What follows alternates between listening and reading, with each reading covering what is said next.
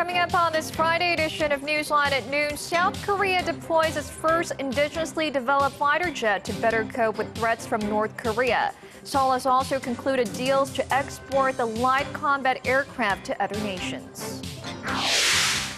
Analysts warn the recent slowdown in Korean exports to China could become a long-term trend, threatening further economic growth unless Seoul steps up efforts to diversify its exports. Plus, despite the cancellation of high-level inter-Korean talks this week, experts in Seoul say the two sides will likely talk things through before the year is out. These stories and more on Newsline at noon.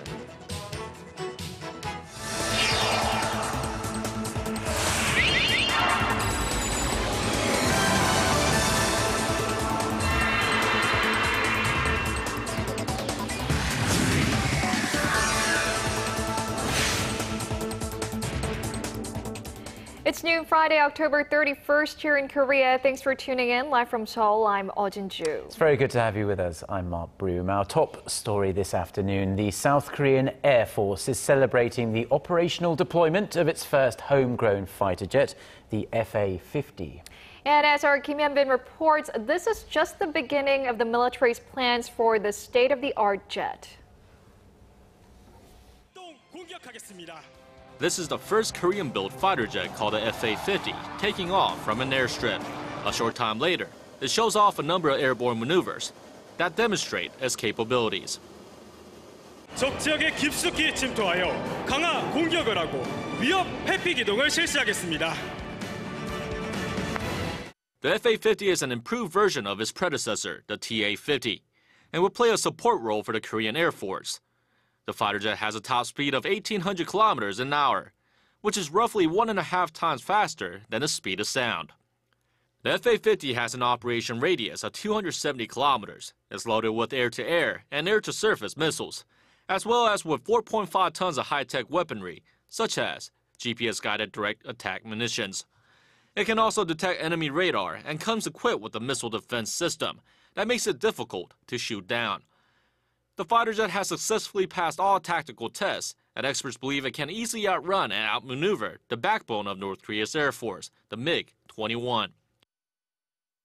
By integrating the FA-50 into frontline bases, we'll be better capable of countering threats from the north. The South has now established a first battalion of 20 FA-50s and plan to create 2 more by the year 2016 to replace its aging fleet of F-5 fighter jets. This past March, the Philippines signed a contract to purchase 12 FA-50s for $420 million. South Korea is currently in negotiations with 3 other countries who have also expressed an interest in the fighter jet. Kim Hyun-bin, Arirang News. Korea's finance minister has tentatively appraised the early effects of recently implemented economic stimulus measures, saying they have given the recovery a much-needed jolt. In a letter to officials at his ministry, Choi Kyung-hwan likened the local economy to a car and said the new measures have just started the engine. He stressed that much more needs to be done as the general public are yet to feel the effects in any tangible way. The finance minister also expressed some concerns over key economic bills being held up at the National Assembly and external market conditions that are not particularly favorable at the moment. Choi pledged to reinvigorate the economy by stimulating domestic consumption and corporate investment.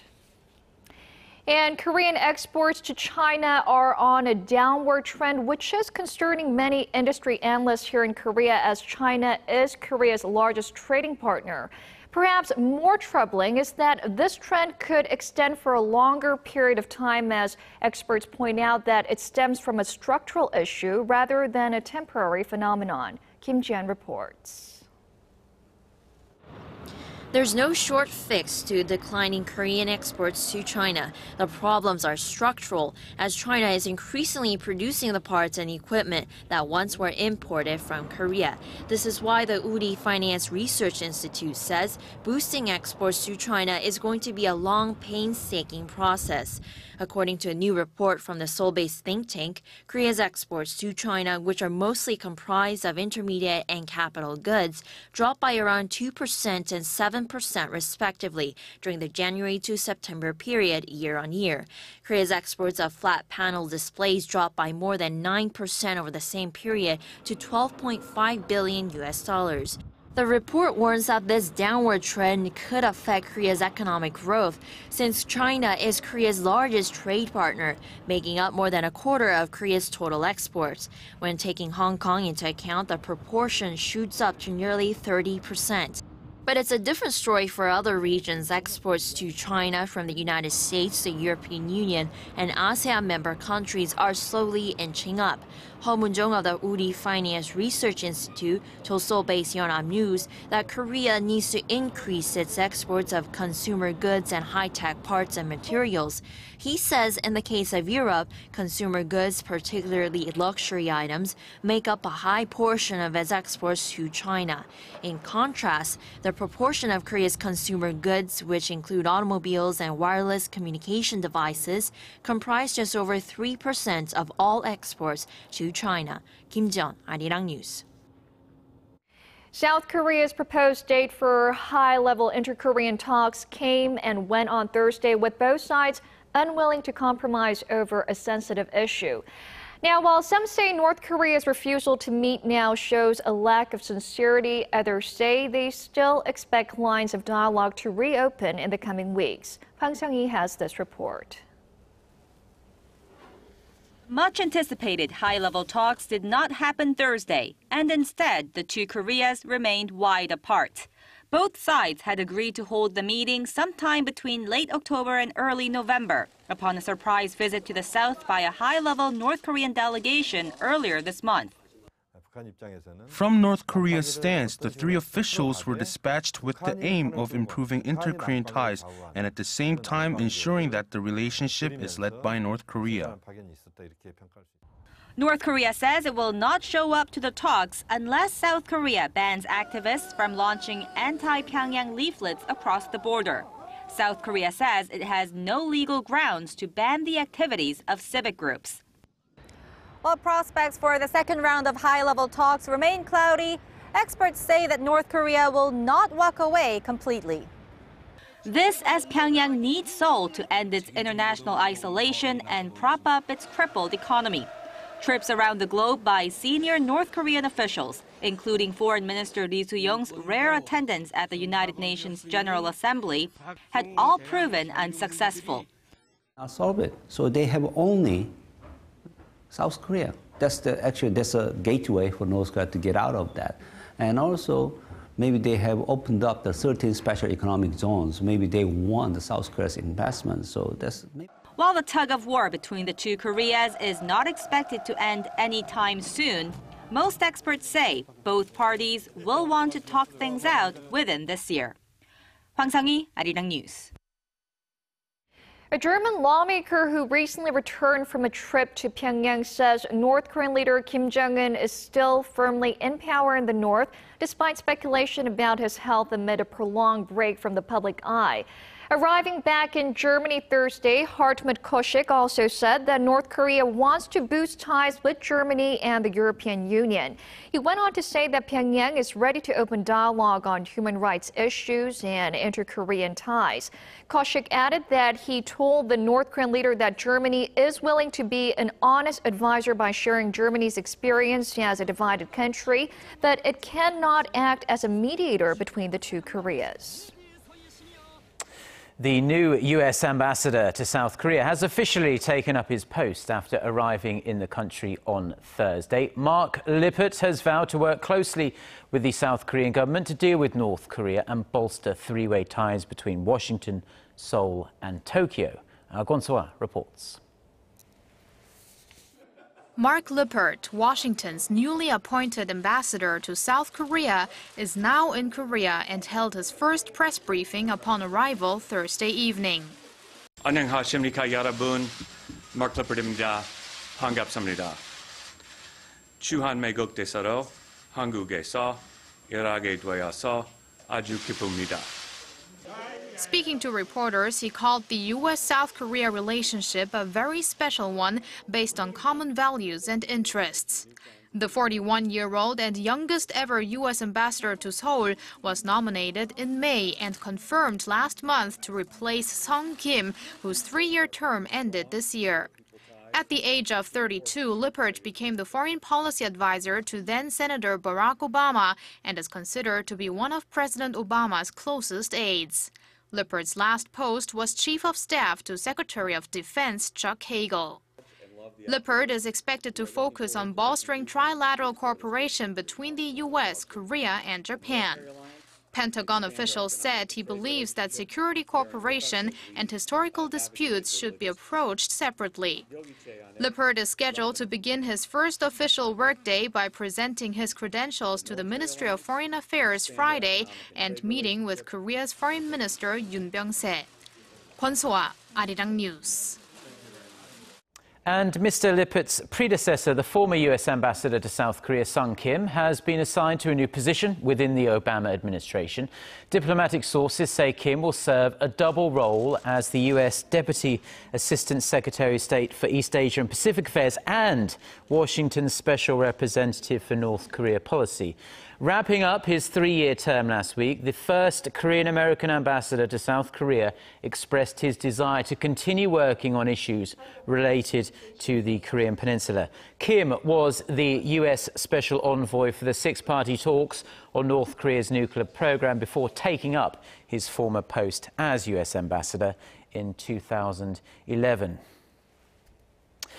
It took several rounds of very tense talks, but finally a deal has been struck under which Russia will resume natural gas supplies to Ukraine and the European Union over the bitterly cold winter months. The deal requires the cash-strapped Ukrainian government to pay its multi-billion-dollar bill to Moscow within the next 2 months. Kim Min-ji reports. Russia has agreed to resume natural gas supplies to Ukraine and the European Union throughout the cold winter months. The deal reached on Thursday in Brussels comes after several grueling rounds of talks. With the strong support of the European Commission, Ukraine and Russia have today found agreement on their outstanding energy debt issues and on an interim solution that enables supplies to continue this winter. Under the deal, Ukraine will pay $3.1 billion in 2 installments by the end of this year to cover its outstanding debt for its previous supplies. Kiev is also required to pay $1.5 billion up front to cover the bill from now until March next year. The European Union will help Ukraine make the payments through aid and guarantees. The process has not been easy. However, we have managed to come to a compromise, and on many matters, the Russian has compromised as regards the price, as regards the structuring of the debt. This is our contribution to the compromise in order to stabilize the situation in Ukraine so that the autumn and winter period is safe and that the supply to the European consumers is also stable. The European Energy Commissioner said the agreement could be the first glimmer of a relaxation in the relationship between Russia and Ukraine. Gas supplies were suspended in June following disputes over Russia's annexation of Crimea earlier in the year. Ukraine, which relies on Russia for about half of its gas supplies, has been forced to rely on gas transfers from nearby European nations and its own reserves. A third of the European Union's gas is also from Russia, of which roughly 50% is transported in pipelines crisscrossing Ukraine. Kim Min-ji, Arirang News.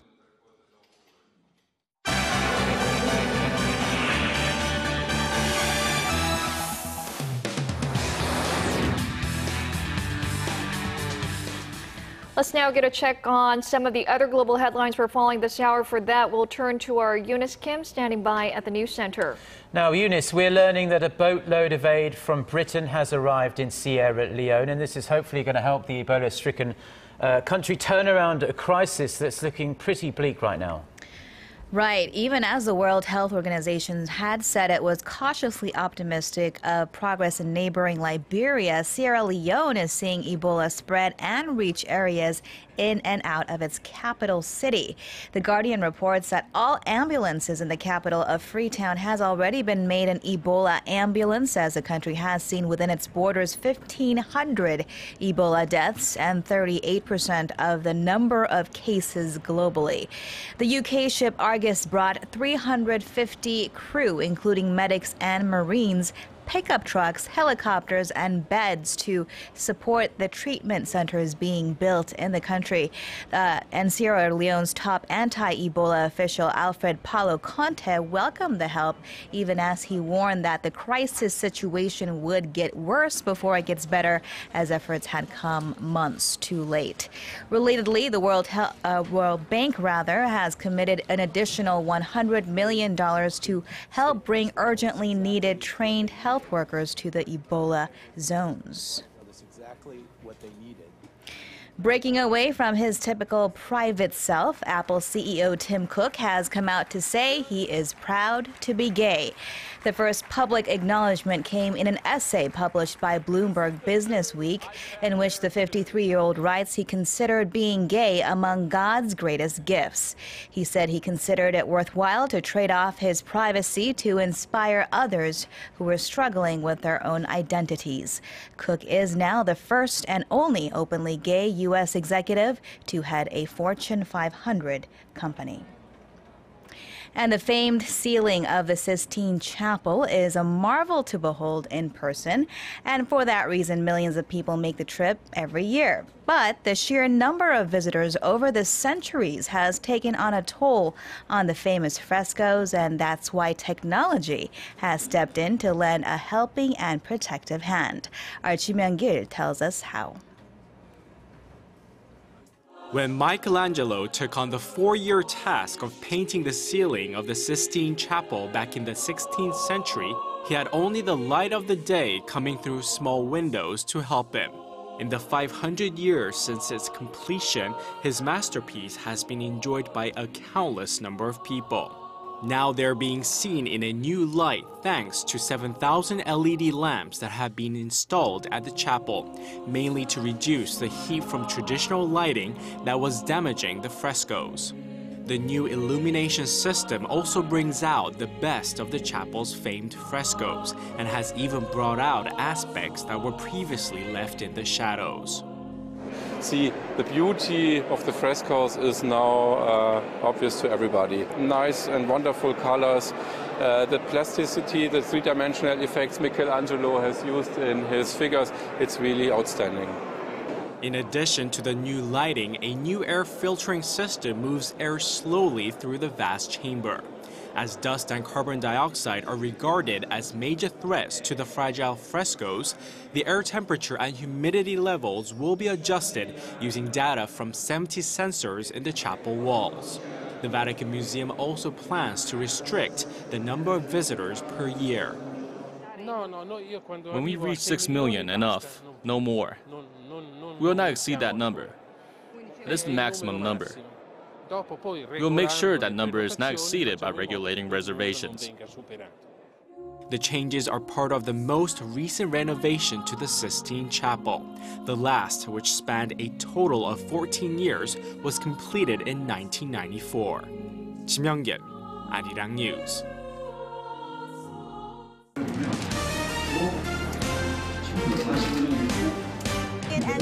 Stay up to date on the latest news out of Korea. Connecting to our team of reporters about the issues that matter to Korea. On air, on your mobile, online. Find out more about Korea on Newsline at noon with Mark Broom and Jin-ju. I'm Jin-ju. Market researcher, Strategy Analytics said Thursday that LG Electronics brought in about... Lines started forming from late last night outside smartphone stores around the country, as today, October 31st, is the official launch date of Apple's iPhone 6 and 6 Plus here in Korea. Customers who already pre-ordered the newest models will be the first ones to get their hands on the highly anticipated phones. Industry watchers say the first round of pre-orders for both models on mobile carriers SK Telecom, KT, and LG U+ were filled in less than 30 minutes last Friday. Prices start at roughly $750 for the iPhone 6 and around $875 for the larger iPhone 6 Plus. Now, riding on the crest of the Korean wave and particularly popular Korean TV series, or dramas as they're known here, an increasing number of Chinese couples are coming into the country to get a uniquely Korean touch to their pre-wedding photos. Our Connie Kim reports. Making a reservation at this wedding planning company is not a Korean couple, but Chinese to-be-weds who came to Korea for a photo shoot package. This Chinese couple will select their wedding dress and tux, get their hair and makeup done, and get their wedding photos taken. And they'll do it all in just 3 days.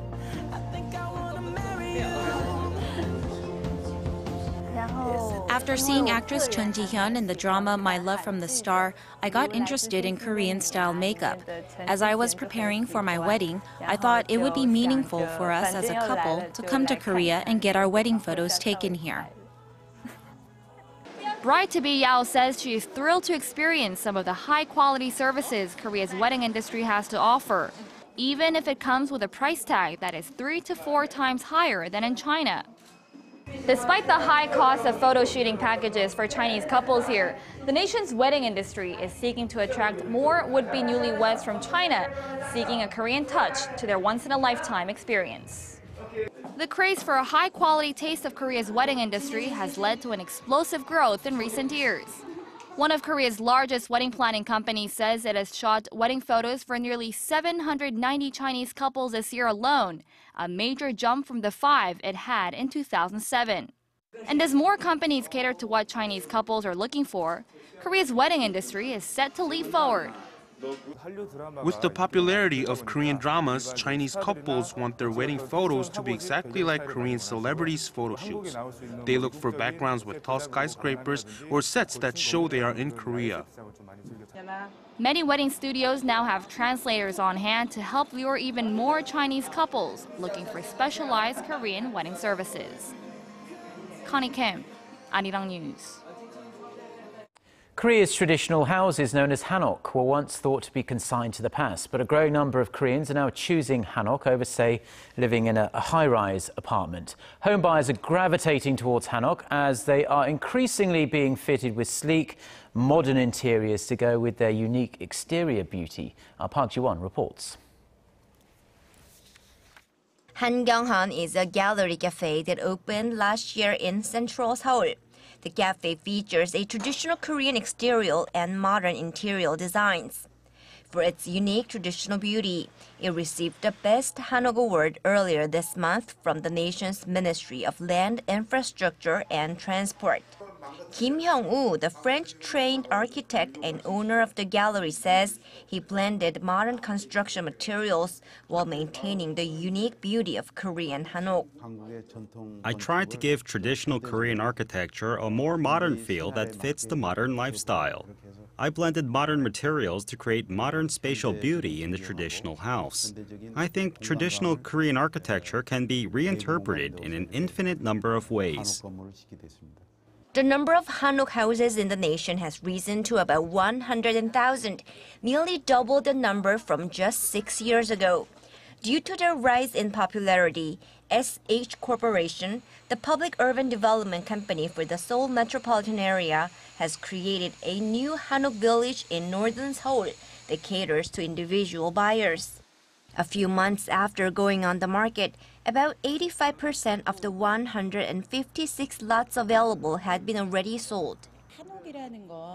Unlike modern apartments, hanok is built in an eco-friendly way due to its construction materials, such as rocks, red clay, and trees. So people concerned about their health and allergies tend to show more interest in hanok these days. Combining the eco-friendly and aesthetic strength of traditional Korean housing elements with the comforts of modern living, hanok houses these days strike a balance for the best of both worlds. Park Ji-won, Arirang News.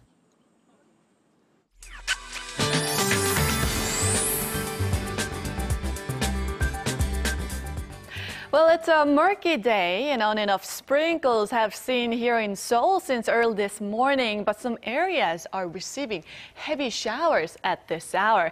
And up to 40 millimeters of showers are expected for the central region, while those down south will see somewhere between 20 and 60 millimeters, and they could also see some thunder and lightning. And this stormy weather is likely to stick around till Sunday. And unlike relatively mild morning we had, afternoon highs will be hovering in the mid to upper teens. At daytime high in the capital in Gwangju will only make it to 16, and Daegu and Busan will top out at 17 and 18 respectively. Now for other regions, Jeju Island and Dokdo should see highs of 20 and 18, while Daejeon gets up to 17. Well, showers will bring a chill to the air on Sunday. The same temperatures will persist throughout the day, and on Monday it's going to be a very cold morning with lows dropping to below 5. But that's all for Korea, and here's international weather for viewers around the world.